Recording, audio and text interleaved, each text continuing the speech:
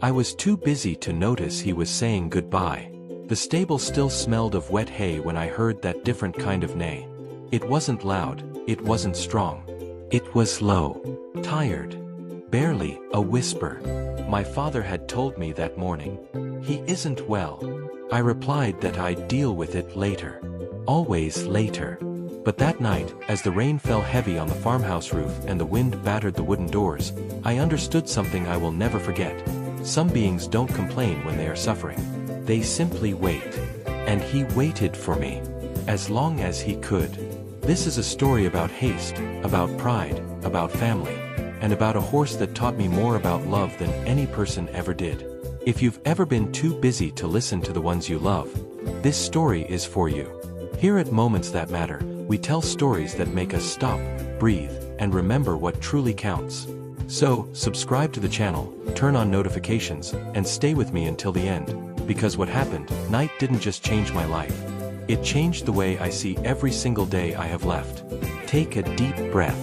Because this isn't just a story about a horse. It's about what happens when we realize, too late, what was always standing right in front of us. I grew up believing that a real man never stops. The farm was our world. My father always said the land waits for no one. If you neglect it, it takes it all back. And I took that way too seriously. After he aged, the weight of responsibility fell on me. My wife, Clara, used to say I was always absent, even when I was standing right there. My little son would chase me through the yard with a wooden toy car in his hand, asking for 5 minutes. I'd answer, "Not now, son. Daddy is handling important things." There was always something more important. Between fixing fences, paying bills, and meeting buyers, I barely noticed what was happening around me anymore. Only the work existed. And in the middle of it all, there was Storm. My horse. Strong. Loyal. Silent. He had been with me since before I got married. It was with him that I crossed floods, hauled feed under the scorching sun, and rode for miles to close deals. He never failed me. But in the last few weeks, something had shifted. My father mentioned it over coffee. His gait is different. I didn't even look up from my phone. "You're imagining things, Dad." I was too busy to notice that, perhaps, he wasn't. Storm wasn't just a work animal. He knew my mood before I even opened my mouth. When I was angry, he grew restless. When I was tired, he'd slow his pace. But lately, he was too quiet. That afternoon, while adjusting the saddle, I felt something strange beneath my hands. His body felt lighter. His eyes, once vibrant, now held a shadow I couldn't explain. My son approached the stable. "Dad, is he sad?" I laughed. "Horses don't get sad, son." But deep down, I knew that wasn't true. Clara appeared at the door, wiping her hands on her apron. "Have you seen the way he's breathing?" I shook my head, impatient. "You're all exaggerating. I didn't have time for a vet. Not that week. There was an important delivery. A big contract. A chance to finally stabilize our finances." That night, I heard a different neigh coming from the stable.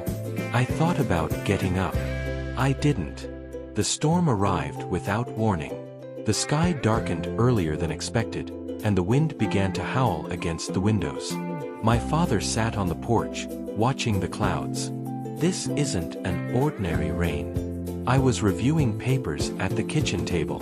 That's when the neigh echoed again. Louder. More urgent. Clara stopped in the middle of the hallway. "Go check on him." I sighed, irritated at myself for being interrupted. When I opened the door, the rain was already pouring down. I ran to the stable, feeling the mud snatch at my boots. Storm was restless. He was trying to stand firm, but his legs were shaking. I drew near. He leaned his head against my chest. Not like he usually did. There was weight in that gesture. Exhaustion. And for the first time, I felt fear. I ran my hand through his wet mane as thunder lit up the sky. Hang in there, partner. But deep down, I knew. I had waited too long. I ran back to the house, my shirt soaked through. Call the vet. I shouted to Clara. My father was already on his feet, holding his hat against the wind. He didn't say, "I told you so." He didn't have to.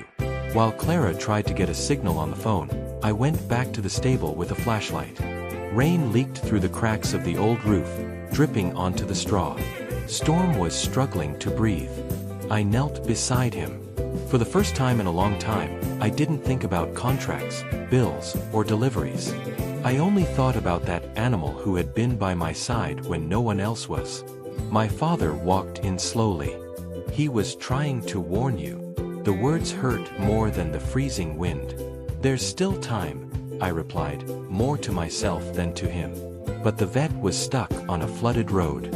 He wouldn't be able to make it before morning. And that night felt much too long to wait. As I held Storm's head, the memories came like the rain outside. I was 19 when I bought him.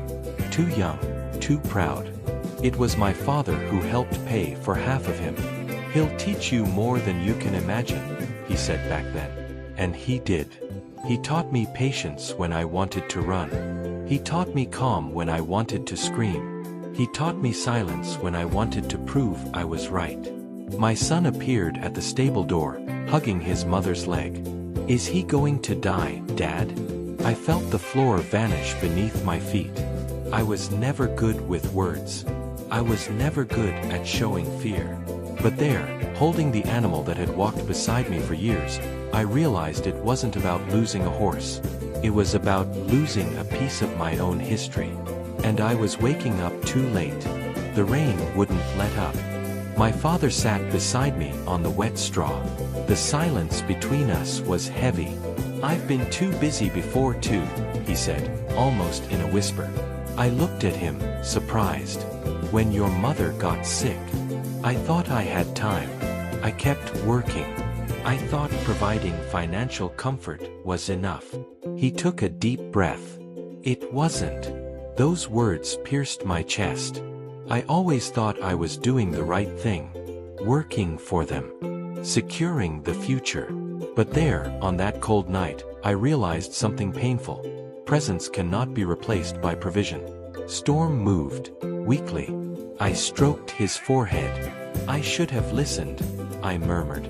And it wasn't just about the horse. It was about Clara. About my son. About my father. About all the silent nays I had ignored. Around midnight, the wind began to die down. The rain turned into a drizzle. Storm was lying down. His breathing was slow. Heavy. I leaned in close to him. "I'm here." For the first time in years.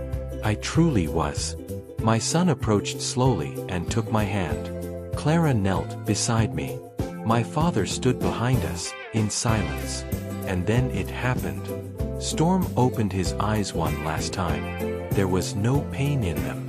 Only peace. He looked at me the way he always did before a long ride, with confidence. As if to say, "Now you understand." I felt the exact moment he slipped away. There was no drama. There was no desperation. Only a profound silence. And an emptiness that echoed louder than any thunder. The sun rose timidly after the storm. The farm was too quiet. I didn't sleep. We buried Storm behind the barn, where he liked to stand at sunset. My son placed the wooden toy car he always brought to the stable on top of the earth. "So he won't be lonely," he said. My father gripped my shoulder. Clara hugged me in a way she hadn't in a long time. And there, looking at that patch of freshly turned earth, I felt something break inside me. I had spent years chasing the future, but I had almost lost the present. Storm gave me his final lesson that night. Some losses don't come to destroy you. They come to wake you up. And I was finally awake. On Monday, I woke up before the sun. By habit, I reached for my phone to check messages from buyers, but I stopped. The empty stable reminded me that something had changed. My son appeared at the kitchen door, still in his pajamas. "Dad," "Are you going to work today?" I knelt down in front of him. 4 years, I would have said yes, before he even finished the question. But that day, I answered differently. "Today, I'm going to stay with you." His eyes lit up as if I had promised him the world. Clara stood there, watching me. It wasn't suspicion. It was surprise. I spent the morning fixing a fence with my father, but without haste. For the first time, I listened to his old stories without checking my watch. In the afternoon, I taught my son how to ride the neighbor's old horse. I held on tight, laughed when he almost lost his balance, and felt something inside me click back into place. The work still existed. The bills did too. But I had understood something simple and powerful. If I lost my family, no contract would ever give them back to me. And that week, I started making small, different choices. I came home earlier. I turned off my phone at dinner. I listened before I answered. It seemed like little, but it was the beginning of a new life. A few months later, I planted a tree where we buried Storm. My son helped shovel the dirt. Clara brought water. My father stood by my side, silently proud. The farm still demanded effort.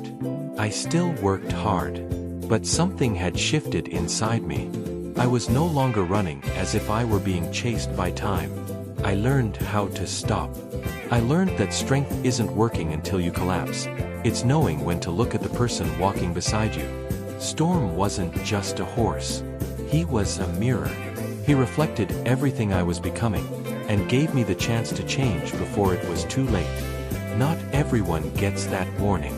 I did, and I chose to listen. If you've made it this far, I need to ask you something sincere.